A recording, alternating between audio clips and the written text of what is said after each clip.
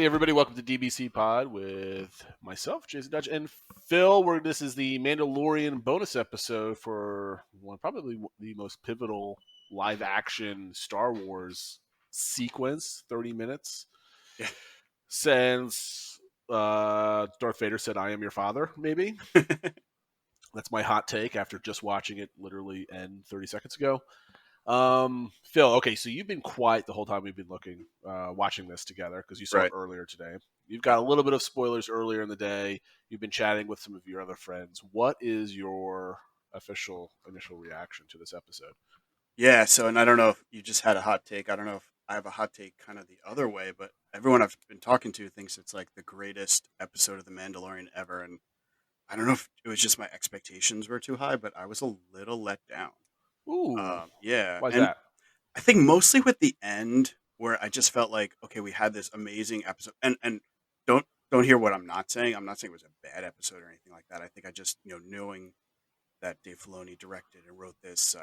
Maybe, like I said, I think my expectations were maybe too high. But at the end, we come to all this point. He had to bring the child to the Jedi, and he did that. And then it's basically like, okay, well, just kidding. Now you got to go somewhere else. It's like, okay. So it felt like, I don't know. I felt like the ending was a little bit of a letdown. If that makes sense. Now we're gonna go back and start from the beginning in Sure. some of our type of discussions, but I'm gonna continue that line of thought. I get where you're coming from because I agree with this. So like the last sequence is Ahsoka walking away into wherever her journey takes us. Sure. And she can always come back, but it's implied that at least for the short time being, she's going her own path and she's done. Right. So it's like a little bit of a tease, a taste, and now she's gone.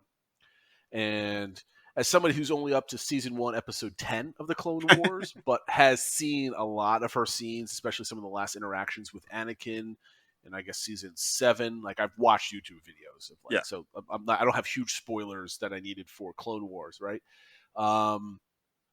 She always was kind of going towards, in my very uneducated personal opinion, like losing faith with the Jedi. I know that's part of her arc a little bit, and kind of going with like the gray Jedi aspect of things, but not officially. But she's like kind of walks away, Right?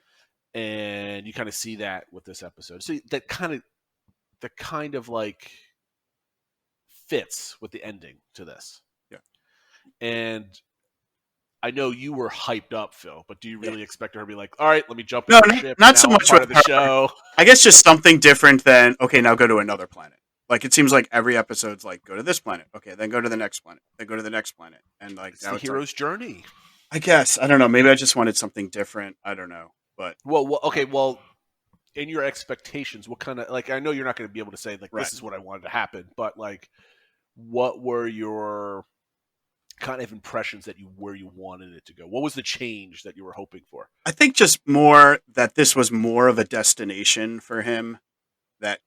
And I don't know. Maybe I'm just not easily satisfied or something like that, because he certainly got a lot of answers. We got a lot of information and backstory, so it's not like we didn't get a lot out of this episode. But I guess I just wanted something a little bit different than if that was his destination.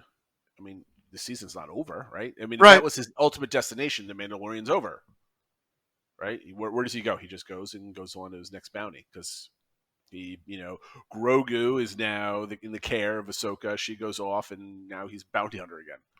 I mean, and maybe that would have switched things up a little bit. Maybe have him, Grogu, and we're obviously bearing the lead by mentioning that Ahsoka's in this and that he has a name now. Baby Yoda is Grogu. I know. Yeah, if you've got this far, sorry. Well, if you've been on Twitter for the past day, I think everything got spoiled. I've avoided it, so I was not spoiled. But yeah, I mean, maybe that would have shifted things up a little bit more. Or, I don't know. I just, like I said, the story would have been they're not giving up Baby Yoda as the main character of the show. Oh, That's yeah, not happening, right? So, like, just from a marketing point of view, no, but maybe he leaves him with her for an episode or something. Like, I don't know, just something to like change up the whole dynamic of just going from planet to planet to planet. And like I said, I just felt like things were building to this episode, and then it left with, let's go to another planet. It's like, well, that's what you did. Show. I mean, like, well, we talked about this last week, right? Like, it's a low key show. It's not an epic storyline, right? It's not galactic battles and whatever. It's as a side story to everything, Mm-hmm. and you're getting a taste. Like if Darth Vader versus Luke Skywalker is ultimate epic proportions. It's Palpatine and Mace Windu. It's Kylo Ren and Luke Skywalker, or Rey, and that whole everything. Like that's your top level interactions, right? Right. We are at the bottom level of character interactions, so we get the flavor that's going on, and we get a hint of something kind of like in the middle, Right. right? We have Moff Gideon, right, in kind of like a greater sense in a regional point of view of where the Empire is, Mm-hmm. but we don't have the jump from the middle tier to like where's the birth of the First Order type of like upper echelon of this epic story that is Star Wars. Right. So to me, with that point of view, we're getting basically we can't have an epic storyline, which is leaving you disappointed because this show just really amps you up to like core Star Yeah. Wars, and then it goes on. Yeah, However, and maybe it was that it built up so much. Like in some ways, I got more backstory than I was expecting. Like I kind of was spoiled for me that he had a name and stuff like that. Okay, but I didn't know that was going to be he was at the Jedi Temple and was trained by Master. Like holy crap! Like that does fit in with the giant story arc. yeah, And so well, that's Dave yeah, Filoni for you. right. And so I guess like I said, maybe it's just the ending left me a little bit like wanting more, and maybe that's the But a you true did get storyteller, more. right? I know. You did get more. We're going to leave that to the very end because Yeah. I'm super Okay. excited because you mentioned like I knew you would like that at the very end. But I'm not going to talk about that right now. Okay. We're going to jump ahead because I'm going to go through my notes. First and foremost, I want to say the music and the visuals in Yes. this episode were by far the best of Yes. any Mandalorian episode to date. I agree. I agree. I think that was one thing I've commented to others, and I think I commented to you during this was the music specifically, and how Well, you nuts it mentioned is. the music last week too. Well, Remember they had yes, like and the I thought fight the music sequence. was great last week, where I had the This was fight better. sequence and like sort of kind of the heavy metal take on things. This was obviously, there's obviously a whole sort of Eastern middle martial arts type samurai feel to it, and all the music fit that so perfectly. But it was also Uh, a taste of epicness because you got a yeah. taste of Jedi too, right? Because it's Well, like that that was the thing I whimsical noticed type at of the thing. end specifically was if you listen, it had the same tone and a callback to the main Star Wars theme specifically, and even with those sort of recorders and stuff, it totally reminded me of Return of the Jedi and the theme Oh, on of Endor. course, yeah. And so I It's the think that same was kind of yeah, cadence. Yeah, absolutely. and it's just kind of nuts that basically the Star Wars world went from having John Williams to now Ludwig Göransson, and it's like how did they hit it out of the park twice in a row with these amazing Well, they wouldn't composers and accept it everything. anything less Right. than world class, right? Yeah. That's for sure. Okay, so I'm going to start transitioning to some of my notes. Okay. And this is a comment I saw on the internet with another group of nerds that I like hanging out with. And there were two sides of a discussion. Okay. One Star Wars nerd loved how Dave Filoni is telling stories that tie in some of his Clone War stories to current day, and they Mm-hmm. like that arc, right? That you're linking pre-OT to post-OT with some characters. Mm-hmm. Some people really don't. I'm not gonna say hate because that's strong. Don't like how okay, here we go. It's Filoni. He's just telling more stories about Clone Wars. It's kind of boring. What is he doing? And there's a take out there that's what that's like. I don't know how many people share it, but I've Yep. heard it. I for one love the tie-in from the stories that I haven't seen yet Mm-hmm. to Mandalorian because that's what Star Wars is lacking. Right. You heard this was a couple episodes ago where we went on a rant about like what could have been, right? So what Star Wars, I'm going to call it Star Wars proper, meaning the movies, Mm-hmm. theatrical releases.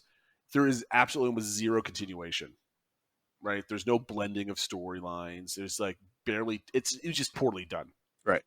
right? The Clone Wars is extremely well done from a storytelling element, right? Mm-hmm. If you just put a bubble around the cartoons, Right. right? Yeah, it did a really good tie into movie number 3, but all the characters disappear. And there's no mention of any of the characters. Obviously, we don't need to rehash all of that. So where do you fall in? I mean, I'm assuming you love Yeah, everything, right? Okay.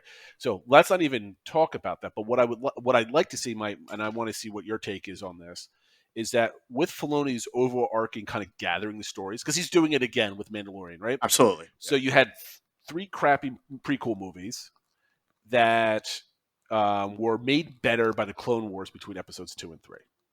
And that's probably the only reason why you have a bunch of younger people now in their 30s, but were in their teens and early 20s when the Clone Wars came out, that love the original three, or the not the original, the prequels, because the Clone Wars just added more depth and character. And I suspect if Clone Wars never existed, no one would have been a fan of the prequel movies. But Uh, I suspect I because of them. I would say more the people. It helped people that didn't like them more. I do know some people that aren't into Clone Wars, generally a little younger than me. I'm not going to say Yeah, everybody, right? yeah, yeah. Obviously, there's exceptions. Sure, sure, sure. And that's a pet peeve of mine. Everybody's like, "Well, there's somebody. Of course, there's somebody that doesn't like it." All right, so I'm just leaving it I at just that. think sometimes it's easy to say everybody hates the Clone Wars when I know there's, or everybody hates the prequels when I know there's a good The amount of people vast that don't. majority of people dislike the prequels as a set of three movies, and or at least I would say it didn't the it didn't bulk of capture the the hardcore bulk. Star Wars fans did. Yeah, I mean the bulk of people, they were forgettable, Yeah. Right. right? They were like, Mm-hmm. we didn't really want to put that much effort into liking or disliking. It Okay. was like, okay, whatever, move on. That being said, the Clone Wars helped create a likable character in Anakin Skywalker Mm-hmm. because his character was not very likable in episodes 2 and 3. Right. Let's ignore episode 1 when he was Sure. an 8-year-old. So episodes 2 and 3, the actor is what he is. He's probably a good actor, but it was poorly written, poorly directed, in my opinion, et cetera, et cetera. And he was not given the room to actually breathe as a character. He's very two-dimensional. And the cartoon, as I'm starting to watch, he's really fleshed out. Yes. Right, the relationships there, and it's incredibly well written. Filoni does a great job of creating an empathetic character in Anakin Skywalker, with Right. motivation and depth and emotion and with the relationships, et cetera, et cetera. Okay, I'm getting far away from it. So what he did now between episodes 2 and 3, which you can't say no at all, that he helped make the prequels better Oh yeah. because of the Clone Wars. Absolutely. So with the most disappointment, let's say, I'm not going to even say hatred, let's say the disappointment with the sequels Mm-hmm. and the way they kind of unwound, The Mandalorian, even though it's before all three, might make those three movies more enjoyable because at least maybe you have the backstory of where they came from. Yeah. I think the potential is there, absolutely, to give it a little bit more, to your point of the background or how we got there and why we should care about all these people and stuff like that. Absolutely. Right, because there's no depth to Yeah. the sequels. It's Right. just kind of like regurgitated Star Wars on a movie screen with Right. some stories.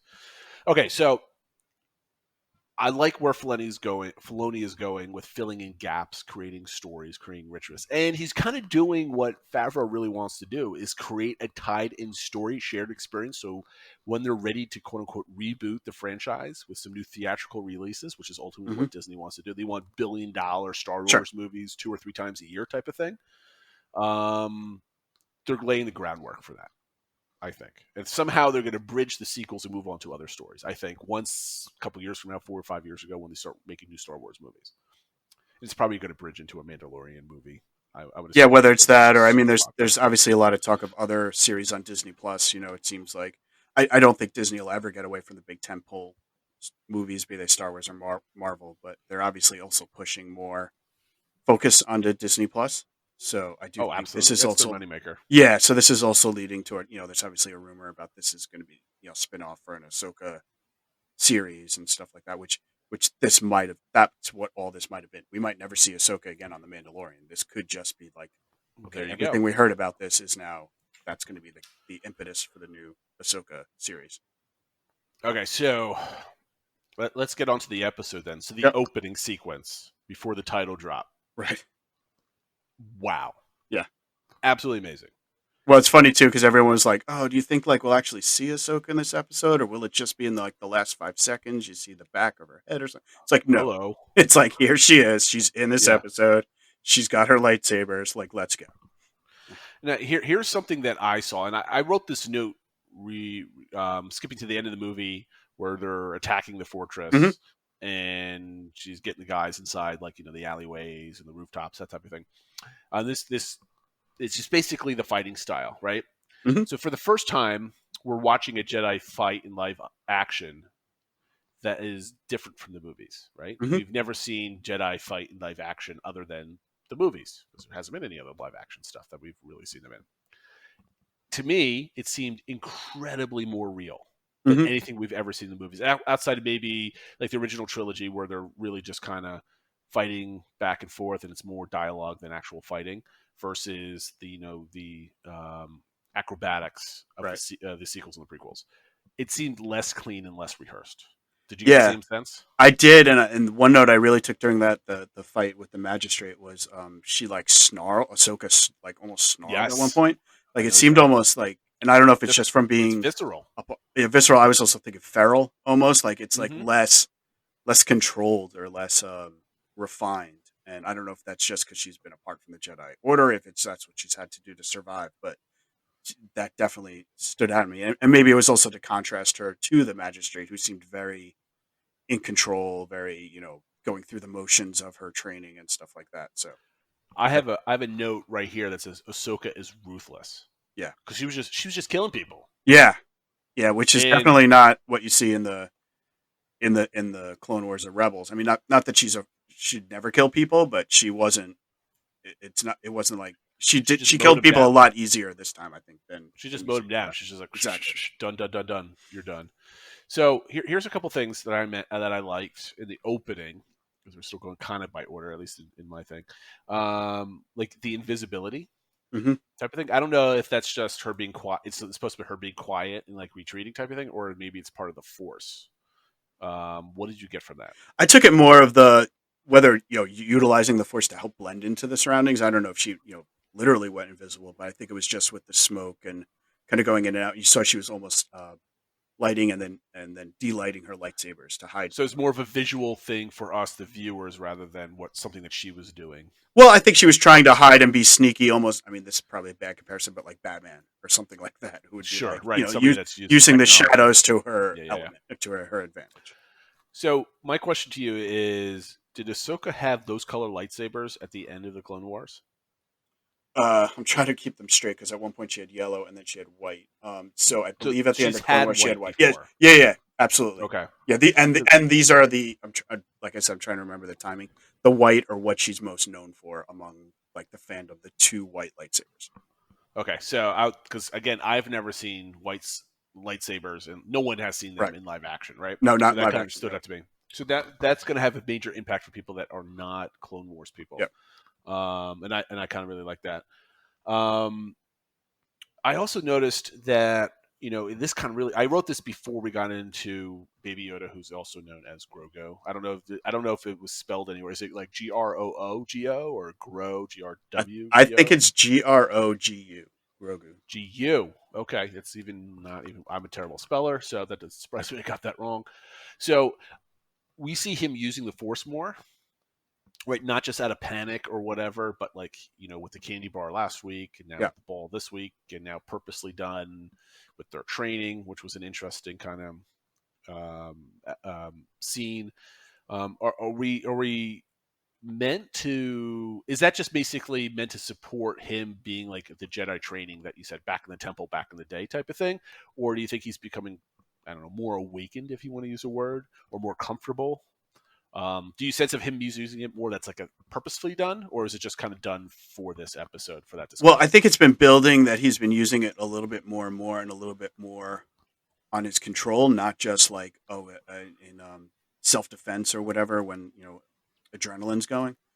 But I think what it was really trying to show was how he's been using it more for his own advantage or for his own wants, and that it kind of ties into what Ahsoka was saying about how he's not she can't train him because he's not pure, or he's got fear and hatred and attachment. And I think that's what it's trying to symbolize. Like, I want something, I want those cookies, I'm going to use the Force. And I'm not maybe consciously saying I'm using the Force, but I'm going to use powers I have to get those cookies. I want that ball off the top of the stick shift or whatever it is in the Yeah. ship. I'm going to use my powers to get that. So that's not exactly the proper altruistic goal of the Jedi. So I think it's feeding into that storyline of he's not in the right frame of mind to be trained, and everything that she's getting at was like, okay, if he just continues to learn how to use the Force, but has that mindset of I just want what I want, I'm going to use it to get what I want. That's what happened. That's Anakin's downfall.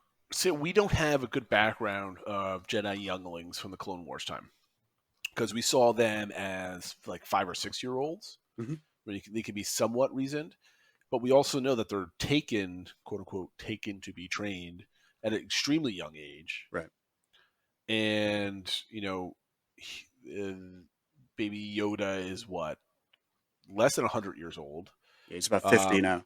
50. I was going to say about 50. So the prior to the Clone Wars, how many years before the Battle of Yespin was it? I don't know what the timeline is off the top of my head. So from what I saw, he arrived about 50 years, which is just about the same time that Anakin would have gotten to the temple. So it would have been around the time of Episode 1. Okay, so obviously then he's still like a baby or like toddler. Mm-hmm. And toddlers are amazingly selfish anyway. Right, sure. So that's my only counter argument to his selfishness is like a thing, right? I don't think it's meant to be like he's unreasonable or it's unexpected, but I think it's just to further that storyline of that he is, maybe he's using it for his guttural needs, but he's not. Well, no, I agree that he is essentially, the fear and the anger and all this other stuff are pure reasons, like Ahsoka said. Like that's legit. I'm only pushing back on your like his selfishness toddlers because Right. I have one and I know it's perfectly innocent in what they well, do. no, that's like what everyone said. It's like I knew if I had the Force, I would totally use it for my own selfish gain. Exactly. So next part on my notes is just a comment. I loved how Mando used his Beskar to stop the lightsaber defensively. Like just like he had like the quick twitch reaction as we know he would, and it stopped because we've never seen a lightsaber being stopped other than like a vibro blade or anything else like that. At least in my personal experience watching it. Maybe it's happened in Clone Wars, but I love that look. Right. Well, I mean that's the whole thing about Beskar and why it was invented by the Mandalorian was to fight Jedi. So right. So, I mean, I knew that. I just never seen it before, and I thought that was really awesome, the way that would, especially, and obviously they're doing it because the shininess of the Beskar and the light of the lightsaber reflections are awesome. I think I commented like twice as we were watching that. I thought it was really great. I thought that was really cool. And then my screen's turned off. There we go. I also like some of the language that they use because it's a tie back to the original trilogy where Mando didn't call them lightsabers, he called them laser swords. Right. So that was an awesome tie-in. Like, let's get back to the mysticism of the Jedi type of thing. Yeah, and that was obviously a key theme with this whole element, the mysticism and of the Far East and the style and everything. Absolutely. Absolutely. I mean, I really love that. So the magistrate that was in there, here's a question for you, because I don't know. Is that character known from the Clone Wars? No, I did a little research. As far as I know, she's a new character. Okay, so this is not something that's just kind of a little Easter egg for people that... No, although I guess a small Easter egg. The actress is Bruce Lee's goddaughter. Oh. I guess that's why she knows. Her father was one of Bruce Lee's students in real life. So. Oh, okay, well, there you go. Didn't know that. And she didn't look that old for somebody that was part of the Clone Wars, which was like 40-ish years ago. Right. Right? No, I took it more as she's, I don't know what age she was. Maybe, I don't know if they were all 40 years ago. But yeah, I mean, she definitely is more taking advantage of the world as it is now. Well, I'm saying just from because Star Wars is terrible with their timelines. Yeah. Right? So she profiteered off the rise of the Empire. Right. That was a line, right, that Ahsoka said. So the Empire, the rise of the Empire after the Clone Wars, let's say, was 30 years ago. roughly Right. 20 years Yeah, the ago. rise. Yeah, 20 to 30. And she looked like she was maybe in her 50s. So I guess maybe that pans out. She was in her mid 20s or whatever, and Right. she I mean, she definitely okay, fine. young. Young, I would say, when she started profiting. Okay, fair enough. I'm going to leave it at that because I'm not going to dive deep into it because that's just nitpicking. Okay, so the next just comment I had on just how awesome the choreography, the videography, everything was fantastic. The fight sequence at the end between the Hmm. magistrate and Ahsoka, the lighting. And I think I said this to you, and you refused to talk to me during the episode because you didn't want to spoil anything. And I at one point thought your connection was dead. We were sitting here chatting. Um, it was reminiscent of the fight from the Force Awakens at the very end in the snow in the woods Hmm. on Starkiller Base Yep. because it's just the lighting, the reflections, just the way it looked, not the acting and everything else. Just like it looked good, just from a looks good on camera. Right. And what I really liked was how they kept switching back and forth between Mando and in the fight, back and Yep. forth. Because now you didn't have just like a long, prolonged fight that would probably might have been epic, but like that moment doesn't deserve to be epic. It's Ahsoka who is an epic character, but a Right. magistrate who's just like, a local warlord type of thing. It doesn't deserve to be like a Darth Maul fight or a Darth Vader fight or a Kylo Ren Right. fight. Well, and also at the And same time, it's still the Mandalorian, so you want to have him exactly, seen right? like Like, in the main or climax of the episode, right? He's got to be but somewhere in there. I like how they flash back and Yeah. forth. Hmm. It really fit. It looked really good. And I So assume you knew the actor that played that gun hire is Michael Biehn, who was in from Terminator and Aliens and stuff. So I knew he looked familiar. yeah, I wasn't really concentrating on that, but I know he was a known actor. yeah. I said I don't really care about thinking about that. I need to watch the show. Okay, so one of the things that was major was who is your master, Hmm. and we got the answer. I didn't think we were going to get the answer, and not that I would know who the answer was because I thought they were going to say who's your answer, and that's Ahsoka's going to go continue to find who that master is, and then we meet up again some later date. Right. So we found out that the magistrate's master is, I don't know what his title is at this point, but it's Grand Admiral Thrawn, Yep. and that blew my mind. Yeah. That was, even though, like I talked down the episode a little bit at the beginning, that was the one moment where I literally started clapping and squealed like a little girl or whatever. But yeah, I don't that know was. what I did. I was just like, holy. Yeah, I think that's what you Oh, said. Oh, I just cursed again. I'm gonna leave it in there. I don't care. That's how excited I was. It's the Mandalorian. I'll What? mark it as a parental guidance suggestion. Please do. I said a bad word. This is the second episode in 3 weeks that I've done that. Go find out where I edited it out. I dare you. You're not gonna be able to tell. Anyway, um, here's I don't know Thrawn's story in was it Rebels Rebels or really tells it, and the conclusion of Rebels is where we last see him, and it's don't part spoil of the. me on I'm that, not going to spoil it too much, but please. it's very relevant to where that story and Ahsoka's role in that story ends. So Right. it's So she's not just saying it because it's like a cool Star Wars name. Like she has no, a very I strong know their connection to it. Yeah. interaction. Okay. Yeah. I totally know that they're part of it. I just don't Yeah. know why or how Yep. or Okay. where it went. Right. So I'd like to watch that at a Yep. later date. Um, and it's probably not. It's not going to be relevant to my discussion, right? Because Hmm. if you know it happens, you know that they're connected in some fashion. And but here's when I was younger, late teen, early 20s, I basically read almost every extended universe book that was out there. Hmm. Not that I remember most of them, and a lot of them were really bad books, but fun, right? They're all now legends and non-canon, and so it doesn't make a difference. But Thrawn was, New York Times bestseller. What everybody thought the sequels should have been, they should have just wrote those books as a screenplay and just did them. Hmm. Here's where I don't understand why the comics, or excuse me, the Rebels brought him back, and why now we're in the Mandalorian. Where does Rebels end timeline wise? So Rebels ends. It's hard to say without giving away too much. So it ends right before. Um, it's hard to say because it largely ends leading up to episode 4, but then there's a flash forward that picks Okay, up. that's fine. I just wanted a Yeah. general idea. Okay. So Thrawn's a character, and he's doing whatever, Yeah. and that's fine for back then Yep. because other stuff happens, and who cares what his character happens to? The Emperor dies, and the Empire falls apart in the end of Jedi. Which is perfect because it sets up his character for the books that were written 30 years ago Mm-hmm. to be the person.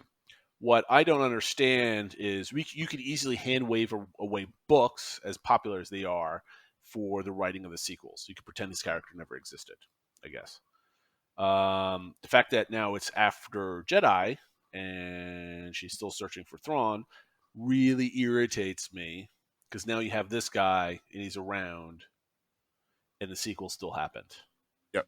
Well, I guess that's something I hope does get explained. What if it's not in the Mandalorian, then in the Ahsoka spinoff or whatever is? Yeah, because if he's still around, why was he not involved in the sequel trilogy?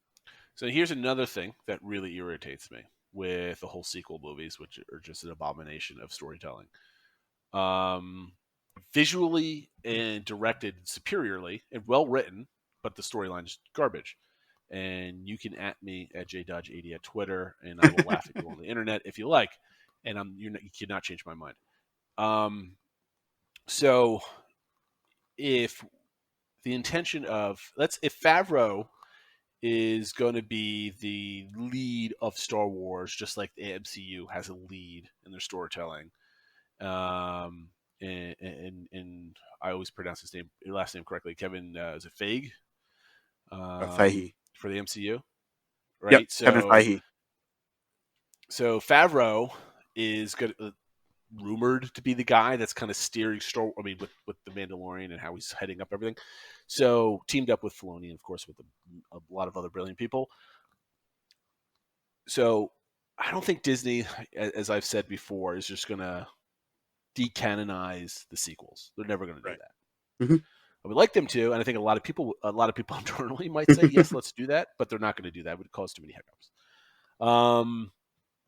But if they want to skip ahead of the sequels, because to me it seems like the sequels probably happen. It seems like they happen in the space of like 6 months, right? I don't know Yeah. if there's an official timeline. There probably is, but it feels like it was like one Star Killer base. You ran around, Ray trained. They had a 2-day space race. Yeah. And then it led them to 6. What I don't even. I've only seen Rise of Skywalker once. It was about a year ago, and that was it. Did they say how far in advance that was? I I don't know know they if they did. said. I'm sure I could Google it, but it's probably more than 6 months. But the whole thing is it's not more than a year or two. It's not Right. like it's not 20 years. So I'm making my prediction alongside of all the other YouTube channels that are out there that are like, guessing what Star Wars. And that's what they do for a living. I don't do this for a living. I'm here drinking beer with you, and we're talking 33 minutes about Star Wars, about one episode that you probably believe there's a 5-hour episode, same back and forth. Smarter, more well knowledge Star Wars nerds out there. And I bow down before you in your knowledge of Wikipedia. But my point being is, from a storytelling element, you can almost see if you've got the Ben Kenobi stuff, which is going to give you some more background filler, which is just going to be great because it's probably going to be a limited series type of thing. You've got the setting up of the Ahsoka character in the new universe as live action, Mm-hmm. which ties into Thrawn, which ties into Mandalorian, which ties back to all the cartoons and that really good storytelling. Mm-hmm. And you could see them in the next 4 years. Let's give them 5 years because everybody that's a nice non-round number that people like to talk into series of fives, right? Right. So the next 5 years, they're going to let the Skywalker saga kind of die in everybody's memory or recent memory, let's say. And you're going to have some excellent storytelling. You're going to have The Mandalorian, which is probably going to go on for at least 4 to 5 seasons, I would imagine, before it all gets Right. canceled, Mm-hmm. moved on. You're going to get Ahsoka, which will bridge that for maybe 3.5 seasons, maybe because eight episodes every 18 months rather than 8 episodes every 12 months. and that's going to do some storytelling in bridging, and it's going to lead to there's going to be hints of the First Order towards the very end of the runs of TV shows that we're seeing now in Right. let's say 4 years from now. You're going to see the whole First Order things. You're going to see some backfill because what's wonderful about the sequels, they've done a terrible job of world building. It's almost a blank canvas. You can really build the New Republic as just a bumbling group of people that just fail. You could, right? Yeah. Because you don't have any sense of who the New Republic is other than they just got 5 planets blown up and all of a sudden they're nobodies anymore, right? Because that's basically what happened in the sequels. So if you kind of introduce the Thrawn character, he's kind of back there. You can somehow write in that the sequels, even though they had major characters like the death of Han Solo, but ultimately he's, a smuggler dude that ran away and that's it, right? He's a character of no consequence after the original trilogy. Right. He does nothing, right? He had a kid with Princess Leia who also had almost nothing to do with the New Republic. She went off and she was a crazy lady in the Resistance, right? Right. And you can write her that way. No one's going to write that Princess Leia was a crazy person, but you can kind of put it in like a nice little bubble, right? Yeah. Rey was this crazy, powerful person and what have you, and maybe she goes off and does something. Maybe you can recoup her character down the road, which would be interesting, right? Because I think she's a great actress and a great character that was just basically not humanized properly. Right. She never failed. Okay. Yeah. Right. So I can see with Thrawn, and you can just skip past the sequels, pretend that just kind of was like a bump in the road in the storytelling, and then truly build a cinematic universe around Thrawn. And then you have the Mandalorian as your character. Maybe he's your Iron Man. You have Ahsoka, who's a really great character. Maybe she's your Captain America type of thing. Yep. And you can have Ahsoka movies. You can have Mandalorian movies. You can have whatever the characters they kind of build up, over time. And this is an extremely long-winded portion. I'm saying this is how they build the Star Wars universe going forward. I totally get your point that by using that sort of time jump's not the right word, but sort of working around the sequels, you can keep things going in that same general, lack of a better word, universe, without having to totally retcon the sequels, but you can keep things going. You could basically write around them and ignore them because it happened in a very small period of time. You had Snoke, who would then turn out to be a nobody anyway, right? A person of no consequence.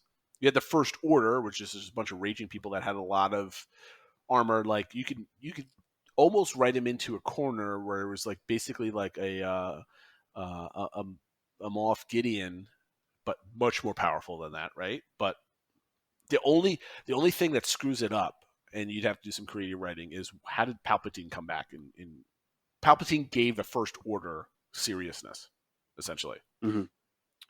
So you have to kind of write around that. But maybe you could write around that. I could see easy ways because it was such a shoehorn thing at the last movie anyway. You could shoehorn them right out. Right. So that's what gets me excited from hearing. I'm tying this back to the mention of Thrawn as one little sentence. I'm tying this back saying it gets me excited because it's got my creative juices flowing in my brain that this is how they reboot Star Wars from a theatrical point of view of a new universe. Yeah. Is they take this character that was amazingly well written and extremely popular in book form, and then also then in cartoon form briefly. Incredibly popular because Favreau and Filoni have done what mostly with the Mandalorian. It's like it's all about fan service, but fan service with respect. Right. Not like, oh, here's the Millennium Falcon, here's Chewbacca, yay! It's like, no, we're going to respect the story. Just like Favreau was involved with the MCU, where they made new stories, and they used some old ones and like kind of repurposed them, but they always respected the source material. Right. And I'm stoked to see where they go. I just hope that Thrawn was just a teaser so they could build stuff down the road. Yeah, I think I agree, and I think I would be surprised if in the last episode of the season, all of a sudden it's Mando and Ahsoka and Bo-Katan fighting Thrawn. Like that's not. I No, that really doesn't would be happen yet. shocked if that's going to happen. I think that, like I said, we might not see Ahsoka again in Mandalorian. This could have totally spun her off, and the reason she wants Thrawn, and again, I'm trying to say it without spoiling things for you, ties directly into how Rebels ended. So it I mean, totally could help I don't almost. need her motivations. Yeah, I don't need her motivations. That doesn't help yeah, me with my thinking. I don't yeah, think you see Thrawn this season yeah. whatsoever. Right. That's I'm just not going saying. to I think happen. that sentence of mentioning of him could totally be the catalyst for her separate series. And Down the to road, tie it's into not going to yeah, happen. exactly. We would know that it was happening next year. It's not Right. happening. Yeah. But they're not going to build her up as a character and get a good actress to do it and all this other stuff and pay her that much homage Right. I'm sure. in an episode not to use her ever again. Yeah. So we will see her. Oh And yeah. Filoni is going to be like, I'm going to use her. She's like, the better his Yeah. best character, right? Right. His total creation. So we're definitely going to see her again. Um, but I don't think we may see her again this season because I don't Yeah. think I mean, there he might be really hints to it. exists. I mean, not to get too deep into the weeds, but there was a scene when he's walking through the woods and you could see an owl on the perch, which totally relates into a character from Rebels called the Morai, which relates to Ahsoka and all that sort of stuff. So it's like it's not just she's here. There's definitely larger story elements to her and how the continuing story. So I fully The agree with you. Mandalorian is all about flirting with larger Yeah, stories, but never getting involved. exactly. Because the Mandalorian himself doesn't want to be involved with any of this stuff. No, he's like, look, I'm trying to deliver this kid, and then I'm gone. Like, Right. So like they're going to use that to make a low key type of thing, just to give what the Mandalorian is doing, and it's brilliant. Is they're creating stories that you love to watch on a weekly basis, hmm but what they're doing in the meantime is they don't really care about these stories ultimately. But what they're doing is building a world and characters to launch the next generation of Star Wars. right, I agree. And it's amazing because I love. I mean, I've been reading my whole life. I'm a science fiction and fantasy reader through and through. I love world building, and it's one of my favorite things. And I hmm think that's what they're doing, and Yeah, I respect them for how clever they are. It's like what's so amazing about this episode, other than the amazing visuals of the story and all the cool stuff that's happens, you get a brief window in Favreau and Filoni's brain.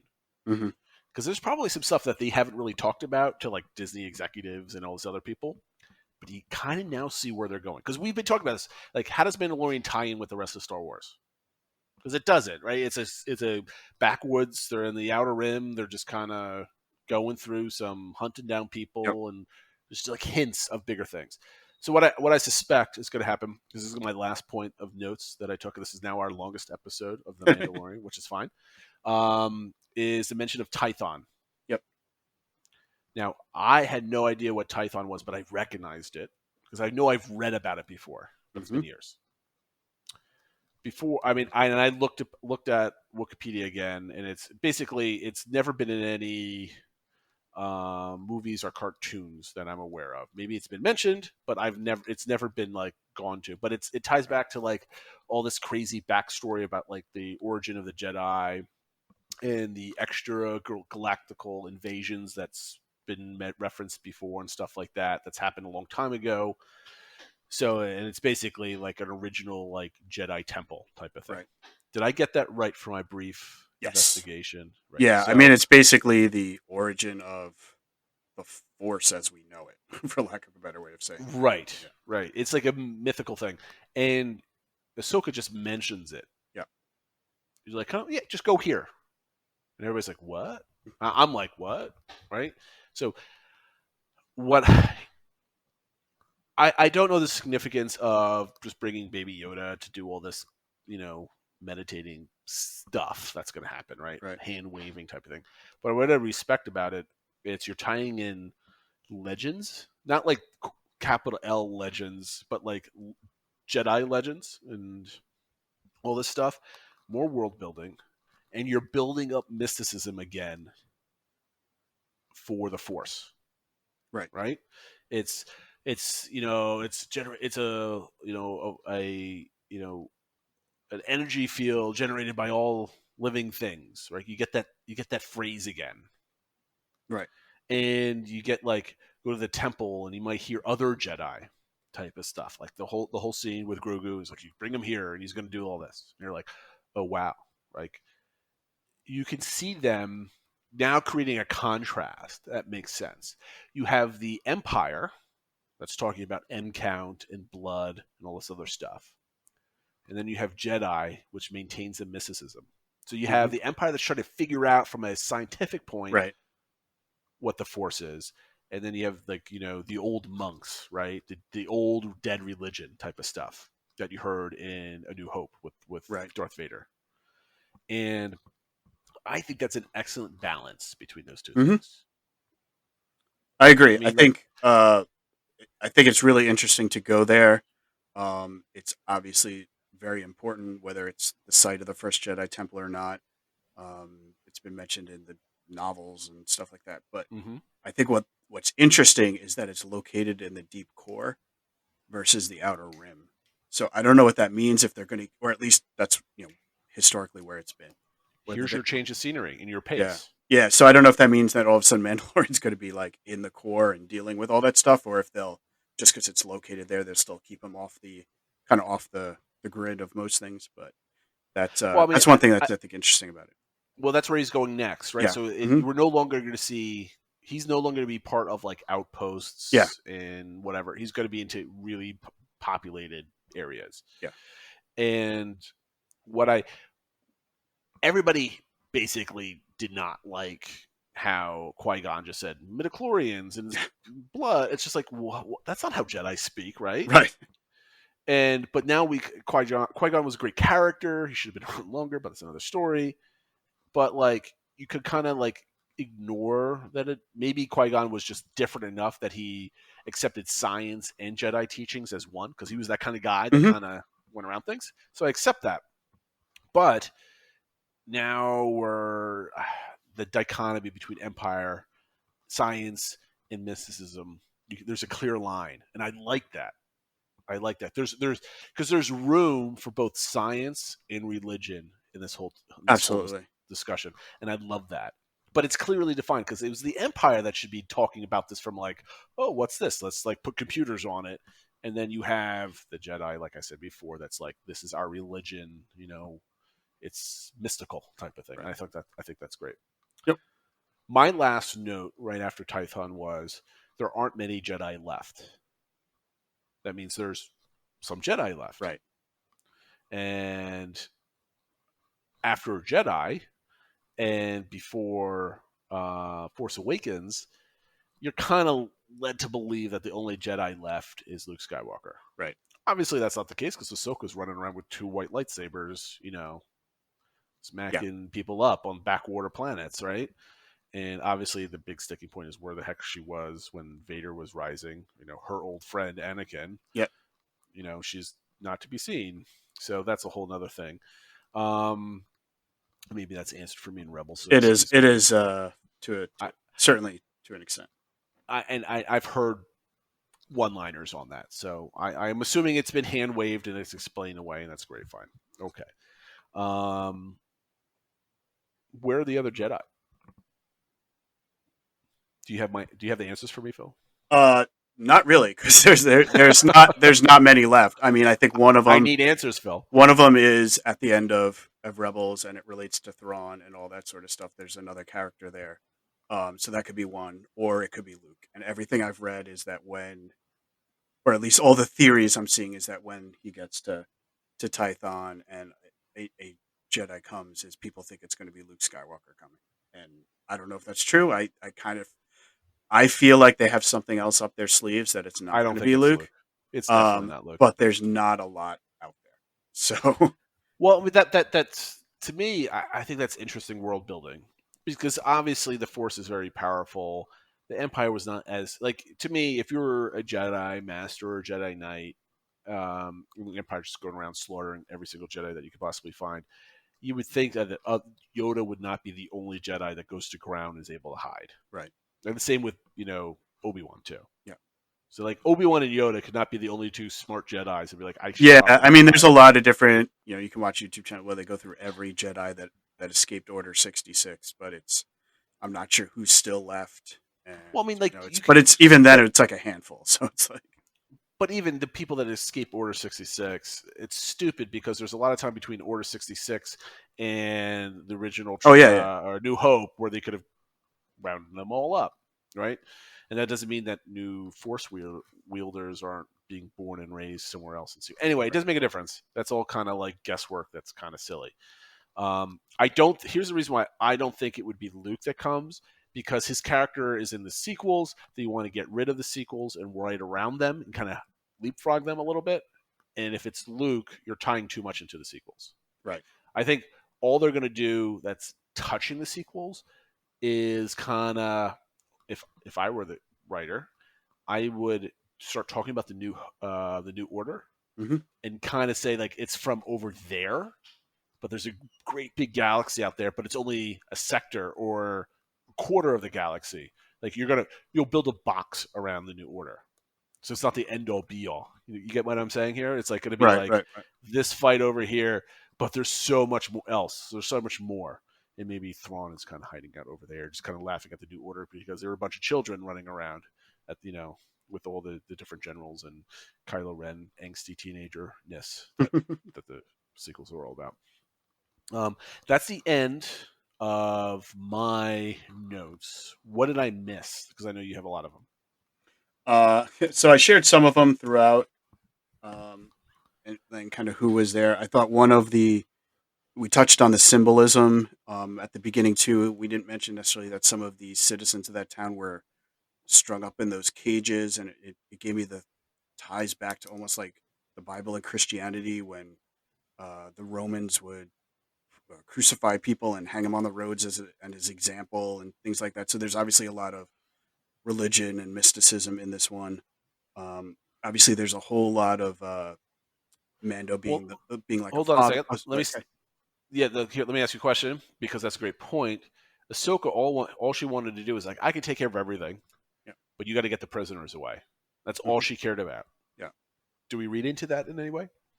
I, it makes me think that they're more than just uh, random people, or for lack of a better word, that there's something more to them that she wants them safe. But maybe not. Maybe it was literally like I don't want to have to worry about them. So I just take care of them, and I'll take then I can just focus on taking down the magistrate. I don't know. I want to go with the second point, just because the magistrate held them over her head at the Yeah. beginning. She's like, look, don't let them being able to like make me hesitate. Just like take care of them so I can go on full ruthlessness and do my thing. Right. Like, go to your next point. I'm sorry. Just a lot of fatherly actions with Mando. I mean, I think the whole scene with the stones was very reminiscent of like playing catch with your son, Yeah, and how he good kind of point. almost like patted him on the back, like you can do it and stuff He like was that. excited. Yeah, and he was like Tapping excited him. at the end. So that was a fun scene, and we've touched on little things. I think I did. There was enough of the little kind of snarky. I know snarky's the right word, but like classic Ahsoka notes, where she has kind of quick comebacks. Maybe not as many as in Rebels, but there were enough there that kind of got me happy and that sort of thing. And the last thing I had, and I don't know if we want to get into it because it could really go down a wormhole. But when she says that somebody saved or hid away Grogu from the Jedi Temple, like who do we think that was that did that? Do we think it Well, was that's somebody? interesting. I've seen speculation it was Mace Windu who did it or something like that. I don't know. Well, Like I and said, that's a whole big wormhole. Just Samuel thinking L. of what, Jackson said he's not dead. yeah. So So, well, let's go down this rabbit hole because I don't mind talking about Star Wars, and we're at 53 minutes on the show, which is fine. People that are still listening now are still really loving Star Wars, so we'll give them more content if you get. So, I haven't obviously. I just finished watching, so I've been avoiding all spoilers and speculation all day, and you have not. You've been exploring it since you've seen it earlier. Mhm. Bring me down that rabbit hole. So just the idea of okay, there was the Jedi Temple, which was obviously attacked by Anakin came and killed all the younglings, but obviously not Grogu. He must have been hidden and snuck away somehow. And Anakin would have known that he was there if they were there at the same time. So why didn't he seek him out? Um, Will or he have been an important youngling, or you just be like another youngling? I think he would have been important if he's one of that species, and the only other one that was known at that time. Well, she said she only knew of Yoda. Obviously, there was Yaddle too. But I mean, I can't imagine there's one other creature that looks like Master Yoda, and it's not, and it's being trained by all these masters. I mean, I think it would have been more than just another I don't know. student. But From what Ahsoka said in this episode, it seemed like he was just being trained like any other youngling. I mean, maybe that's the case, and but for whatever reason, he was snuck out, right? He was, and maybe it was just he was doing something else, and he wasn't there when Anakin came by, and they were able to sneak him out, or if it was, Obviously, he has a high M count, right, and maybe other Jedi, rather than doing the science of everything, know he has a strong connection to the Force. right. Right? Let's just leave it at that. So people speculate that it's Mace. Why would they speculate? Other than they just want him, his character, and his purple lightsaber to come I back. think just because he was kind of in charge at the time, he was head of the Mm-hmm. council, and so it would have been on him, and he would have done something. I don't know if it would be him. I don't know. Maybe it was Yoda. Maybe it was Obi-Wan. I don't know. I guess Obi-Wan wasn't there at the time unless they did it earlier. Um, but I don't know. I think it's an interesting. Like I said, it's easy to think, well, like why him, and why did they take him out, and what did they do, and where did he go, and that maybe that will never get answered, or not for years. I don't know. But it was a kind of just an interesting aside that they just kind of mentioned, like, yeah, he was saved, and it's like, okay, by who and how and why, and so Well, I mean, I think it's obvious that Mando is going to bring Grogu to the temple mhm, eventually, probably last episode type of thing, probably, yeah, and a Jedi is going to come by and probably kind of like the last scene of the last episode, which is a nice little cliffhanger for season 3, and that's when we might start getting a backstory, right? So hmm Filoni's going to go and start tying all the loose ends of like everything, right? We're going to tie in a big grand tapestry of Star Wars, and I think it's a good way to do it. Um, so I think that's how we're going to find out who it was. I think it's nice. It's good to speculate because I think we'll get a definitive answer right, by somebody. I hope anyway, right? yeah. I think at some Um, point, I can't imagine they just mention that and it never comes up again. Whether, like I said, whether it's this season or down the road, but it's something. It's another thing to unpack and that sort of thing. and they're doing a great job of writing enough stuff to be like, okay, well, there's a lot of buzz, there's a lot of people talking about stuff, and there's a lot of different things to talk about, which will just extend the fervor for the show on Yep. and get people to explore. Like me, like I'm going, like I never really had any interest in really watching the Clone Wars. I put it on, and my kids and I watched like 4 episodes in a row. They don't hmm even care about continuity. They like just like lightsabers and stormtroopers and like that's it. yeah. Um, so here's my last question to you for this episode. So we got a sense of greater things. We got Thrawn. hmm We got Grogu's identity and a tie to leaving the Outer Rim and going to the core and going to this temple. Right. What does that leave out? Who have we not really talked about this whole episode? And that's Moff Gideon. How does he Right. fit in with the timeline of the story and building it? Yeah. I What do mean, you the think? thing is, we know that he has that tracking device planted on the Razor Crest, so I'm assuming he's going to show up on Tython, and maybe that's when he's on that temple top, and we're all expecting a Jedi to show up, and instead Moff Gideon shows up. I don't know. Mm, I don't think Moff Gideon is tied into the Force where he's going to be able to like whatever. Not not Um, not not because of that, but just because that's when he's going to choose to show up, because he's but see, got the tracking device. I don't think they waste his character on like him. He's not the type of guy that's going to go after them by himself because I don't think he could take his contingent of in leftover Imperials Right. and go into the core space undetected and just like kind of raid a world type of thing. Even though Tython is Yeah. supposed to be mythical and it's supposed to be like hidden in hyperspace lanes that are like whatever, not found, that type of thing. hmm So there's going to be a little bit of a journey to get there, and maybe we don't even get to Tython by the end of the season. But that would surprise me if we don't. Um, I think Gideon in all of his what are they, Dark Troopers or Yep. whatever they were called in the last scene of last week. Yeah. I think we're building up for his character next season Okay. because I think here's how, you know 59 minutes and 31 seconds after I've seen the last episode of Mandalorian that came out today. um, you have two competing story arcs now. You have finding out who Baby Yoda is, finding out where he came from, and continuing his journey. Because his now journey is going out of Moff Gideon's district, right? Right. Like he's regional. He's not Grand Moff. He's not Grand Admiral, whatever, right? He's still Moff. He's not Grand Moff. And you have to come back to that. So the Mandalorian has to go in there and an excuse to come back to all of his friends and where we kind of followed him for the last year and a half Mm-hmm. somehow. And then that might be something that ties in with season 4, or excuse me, season 3 of the Mandalorian. Where do you see the beats Yeah. going for tying in those two kind of? Yeah, I don't. There's still 3 episodes left, so I struggle to think that Moff Gideon's not going to show up at all when he's got that tracking device. I mean, maybe it's he intercepts him in the next episode or something like that, and it's almost Mando and his friends have to take him down before the last half of the last episode when he gets to Tython or something like that. I Do don't you know. think Tython's next year or is it going to be this year? I think it's.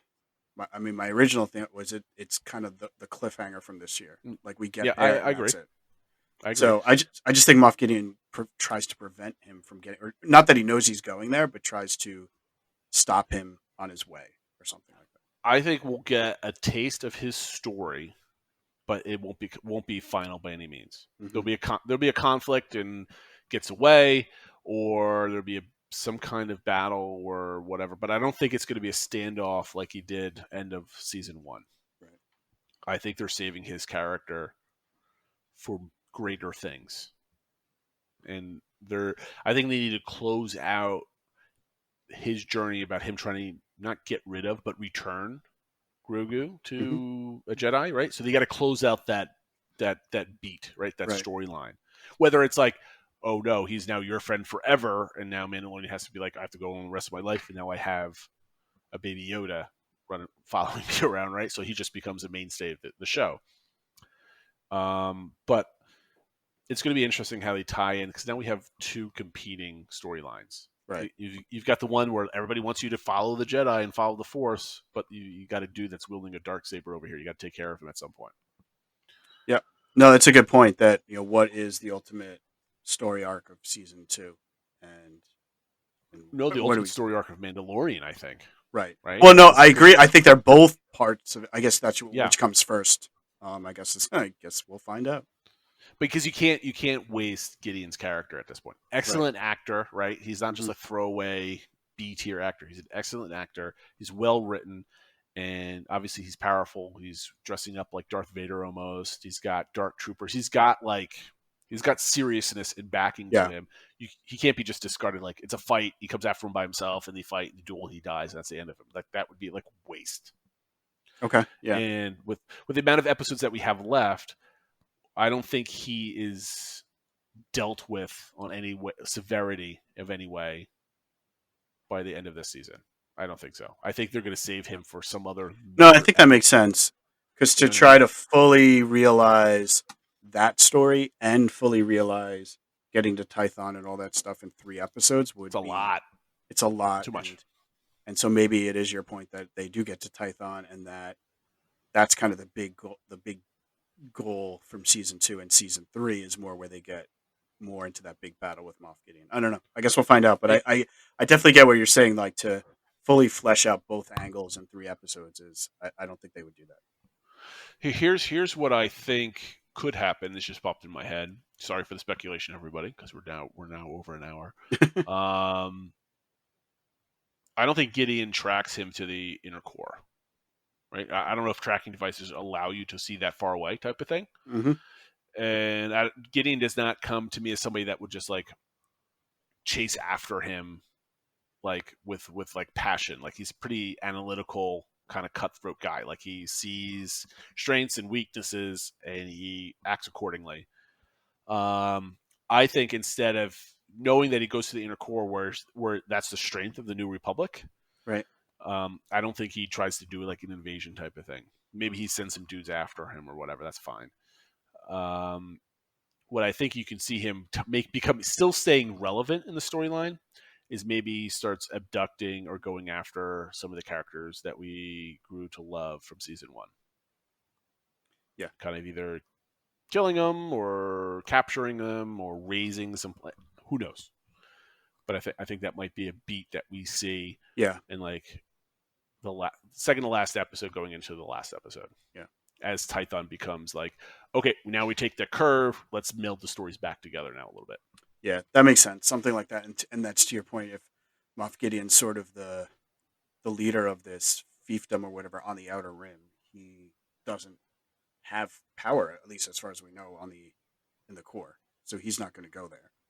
Right. So, like to your point, maybe there's something where somebody intercepts or they find out something, in the next episode or the one after that, but not anything major, and it's more set up for season 3. And to kind of give a DBC recommends for Mandalorian episode, there's a great YouTube channel called Star Wars Explained, excuse me. And it's a guy that just kind of he just chats about Star Wars. He has like 5-minute videos, he has 15-minute videos, he has like a 2-hour like episode breakdown type of things, and he's the type of guy that recognizes Gideon's command ship as being like a lesser cruiser than like a Star Destroyer. Yeah. So it's like, okay, he's a big dude, but he's not like a big dude. Yeah. Right. He doesn't have all the stuff, which goes to our last conversation. Like he has manufacturing, he has trading, he has supplies, but he doesn't have empire like supplies. Right. He can't support a fleet of Star Destroyers, that type of thing. Yeah. All right. I'm going to leave it off here. We're going to have our weekly normal DBC pod in a couple days. This is being recorded the day after Thanksgiving. So I hope everybody had a healthy and safe Thanksgiving. We'll see you this Sunday, published on Monday, as usual. And I think it's been a quiet week for Disney, but kind of also a little bit of a happy one, also coming off the last week's thing. So we might have some kind of nice general discussions, I think, this weekend for some of the stuff. So anyway, have a great weekend, everybody. And we'll see you soon. Take care, everyone. Take care, everyone.